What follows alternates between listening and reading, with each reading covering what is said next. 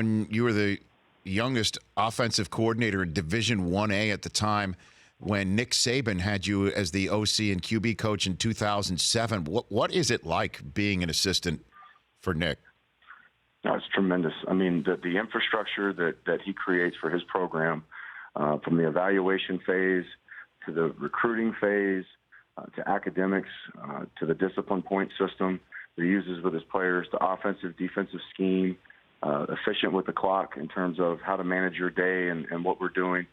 He's got his hands in all areas of the programs. The thing I really appreciated and liked about working for Coach Saban was clearly defined roles. You know, everybody in that building knew what they were responsible for.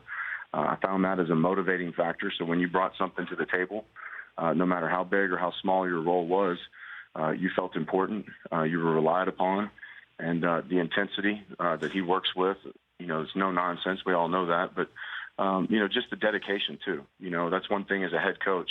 And as an assistant coach, you know, it's always great to see your head coach spending the same amount of time and being as diligent as you are as an assistant. Yeah, I mean, we saw, I'm with Major Applewhite, Houston head coach now here on the Rich Eisen Show.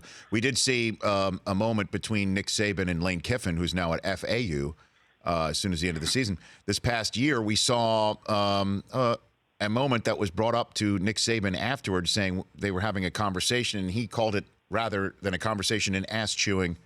Have you ever been on the business end of something like that from Nick? Absolutely. I think from every head coach that I've ever worked for, you know, the price is high. When you sit in that corner office, there's a lot invested in that. So, you know, a lot is on the line for that coach. There's a lot of pressure in the head coach's chair, and he wants the most out of his assistants. And, you know, sometimes it's a pat on the back, sometimes it's a foot in the rear. But, you know, I will say this, all the coaches that I've worked for, when I've been on the back end of that, it's all been warranted. And, you know, they've always laid out their expectations. So I don't think it's any different than any other business you're in.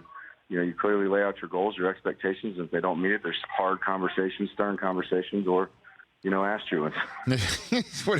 When it all comes down to that. The Rich Eisen Show, weekdays at noon Eastern on Audience.